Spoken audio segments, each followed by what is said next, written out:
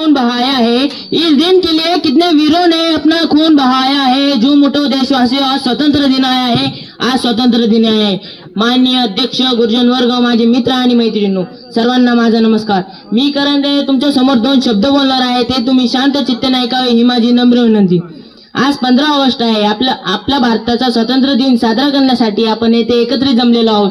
आपला भारत देश 15 ऑगस्ट 1947 रोजी इंग्रजांच्या गुलामगिरीतून मुक्त झाला होता। आपल्या भारताला स्वातंत्र्य मिळवून देण्यासाठी अनेक क्रांतिकारकांनी आपली प्राणाची आहुती दिली। सड़ती रही सड़कों पर लाशें, फिर भी गांधी मौन थे। सड़ती रही सड़कों पर लाशें, फिर भी गांधी मौन थे। हमें सिखाया गया गांधी जी के चरखे से आजादी आई, तो फिर वो फांसी पर चढ़ने वाले 25-25 साल के नौजवान कौन थे? वो फांसी पर चढ़ने वाले 25-25 साल के नौजवान कौन थे? आपल्या भारतासाठी अनेक क्रांतिकारकांनी आपली प्राणाची आहुती दिली।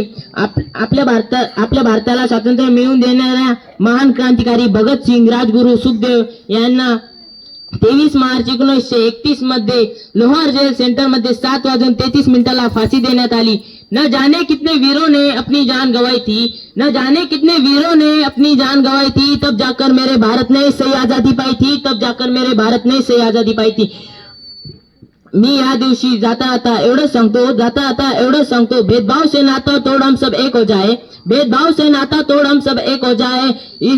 इस स्वतंत्र दिन पर हम सब मिलकर तिरंगा लहराए, इस स्वतंत्र दिन पर हम सब मिलकर तिरंगा लहराए। जय हिंद, जय भारत। धन्यवाद।